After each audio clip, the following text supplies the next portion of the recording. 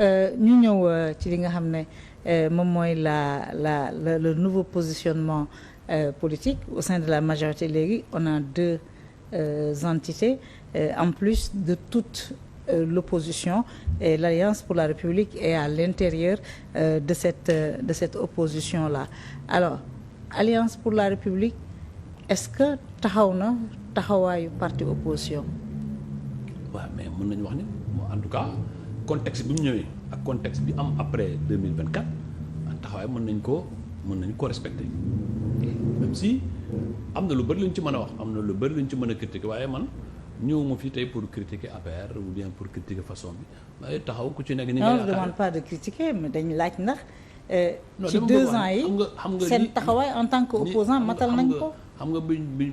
biñ perdre pouvoir bi contexte bi mu amee président bi nga xam ni moom mooy ciment wu parti bi, moom mooy facteur le plus fédérateur du parti nekku fi. C'est une donne difficile, ce qui est arrivé aussi au PDS. Ensuite APR n'était pas un parti structuré, amoon na jaay carte, mais jaay carte bi agul ci beaucoup de départements. Congrès falul ay nit, parce que parti nomination exception la ci war a nekk. Parti poste yëpp lañu war a dem congrès, bu ñu demee congrès ñu ne fal nañu secrétaire général bi ou bien président parti bi, ensuite lii léegi la demee bu la neex sax ñu jox mandat, bu ñu dee ñu jox mandat au président du parti mu def ko. Mais contexte bi tax na loolu yëpp amuloon, mais pour man l'APR a réussi le minimum mais n'a pas fait le maximum. Mais nekkoon nga appartenir nga 2 fois à un parti bu dem opposition, entre PDS ak APR du temps de l'opposition en 2 ans, ban parti moo gënoon a taxaw, moo gënoon a combatif? Mais non, mais PDS amoon na quand même il faut PDS est dans une situation beaucoup plus difficile,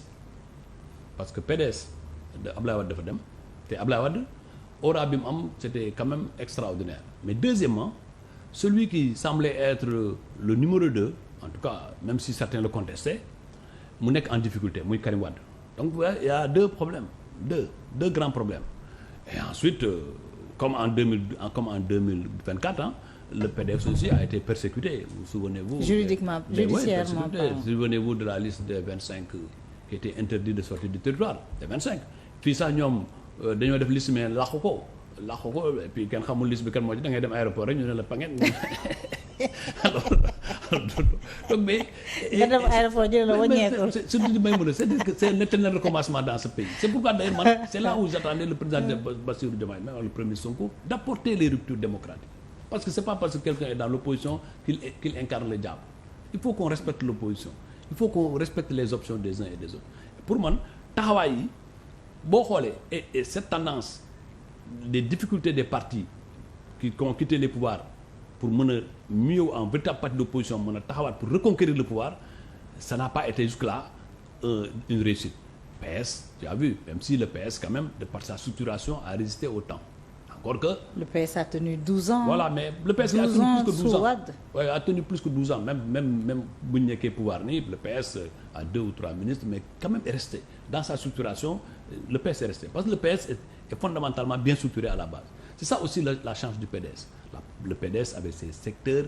avec ses sections bien organisées, xam nañ kii kat, mais l'APR est venu dans une situation où kenn xamul kuy responsable à la base. C'est-à-dire da ngay am tur rek yow nga téye affaire bi, mais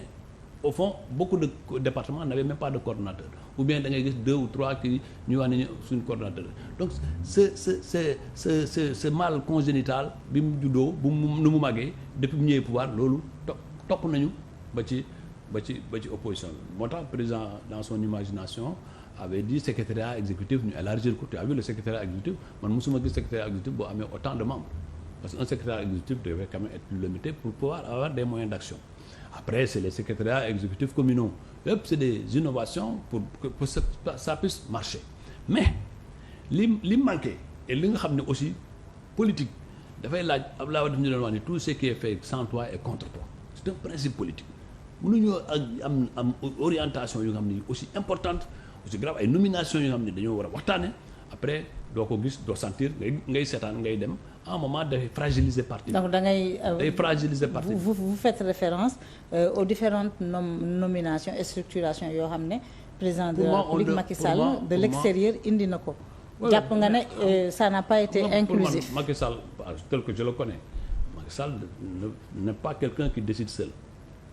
peut-être que man ci décision yooyu peut-être que. loolu aussi dama koy nangu parce que ci yenn décision da lay consulter ci yeneen mu di consulter ñeneen ça c'est la vie démocratique c'est son pouvoir discrétionnaire mais li ma jàpp mooy parti bi bu nekk dans une situation d'opposition doit avoir plus de concertation parce que c'est la concertation qui sera le ciment de ces décisions-là mais bu fekkee daf lay arranger rek nga kontaan bu la arranger wul nga xaw a mer voilà la situation. Aujourd'hui le danger c'est quoi dans ce pays dans ce pays may mën a liy xaw démocratiquement liy xew boo seetee mooy c'est Bassirou Diomaye Faye qui risque d'incarner le pouvoir et l'opposition telle que muy doxee ni sur le terrain c'est Sonko qui risque d'être le chef de l'opposition parce que sur le terrain c'est pas seulement la paix c'est toutes les autres forces de l'opposition parce que Sonko il sort il va dans le pays il rencontre les gens il a un discours d'opposant mais bu yàggee c'est lui qui incarne l'opposition donc tous ceux qui sont aux alentours qu'est-ce qu'ils vont être c'est ça aussi la vraie réflexion sur des vraies questions parce que ce qui est en jeu c'est question yi mooy da ngay gëm ni tey ci réew mi dafa am une réalité bu nga xam ne Bassirou Diomaye Faye moo incarne le pouvoir incarne ni attention les valeurs républicaines moom la bëgg a incarner état bi ak institution bi nañ ko respecter ak ki nga xam ne jàpp na ni moom dafa war a ñëw pouvoir et moo jox Diomaye pouvoir bi war a xeex pour nangu pouvoir bi ci Diomaye mu nekk opposition voilà le débat et maintenant les autres forces elles sont quoi voilà parce que la réflexion est là mais malheureusement on est là on est dans l'émotion tous les jours on dit ba mais ce qui est en jeu bañ dem élection c'est le leadership au sein de l'APR. Président Macky Sall il est engagé dans un processus électoral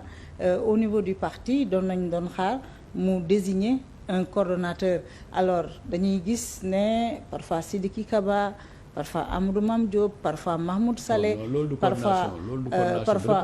parfois Omar Youm day am ay tête yoo xam ne dañ leen di dénk ay responsabilités loolu mës a demee mais ba tey Macky Sall décidé wul de qui va diriger le parti derrière et loolu quand même c'est pas à lui seul de décider ça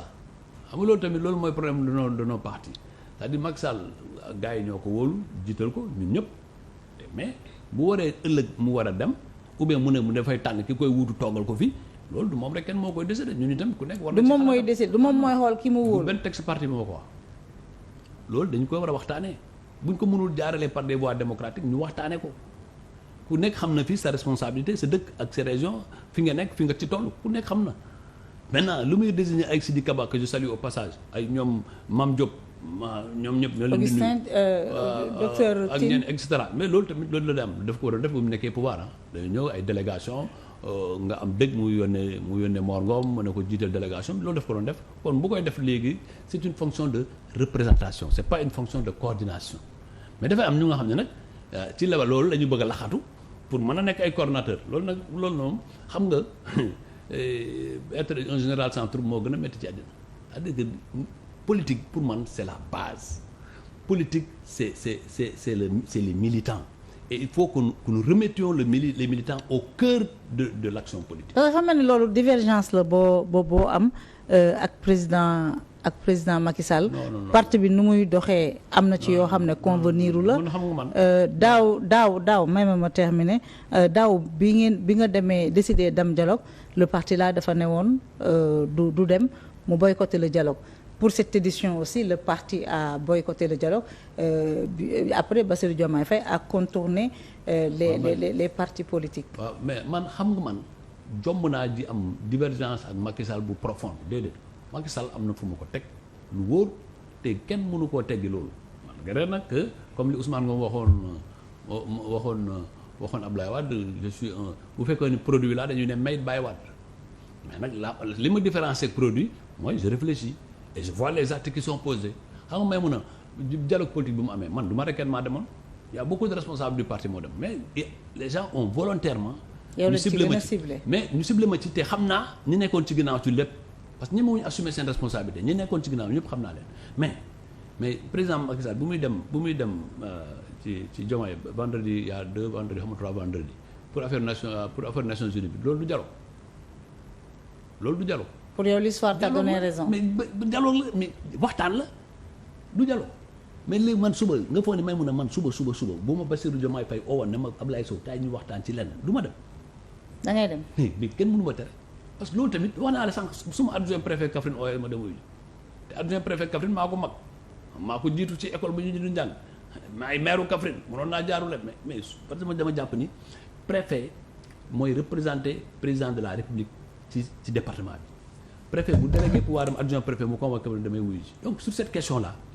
lan laa jàpp ni mën na war a nekk mais parti bi pour ñëwaat sur la question du parti c'est que si on avait véritablement une volonté mu am solidarité mu am plus de concertation c'est vrai nag parfois on me dit aussi parce que moi aussi damay jàpp may mën a que je ne suis pas exemple de reproche parfois c'est vrai parce que parfois dañ may li ñu may reproché mooy way yow temps yi football bi nga gën a téye kenn gisu la et cetera mais nekk man maa ngi ci football bi waaye wax naa leen mais man je suis absent parfois oui mais président Macky Sall il est toujours absent et pourtant il est toujours président du parti. Vous êtes toujours membre de la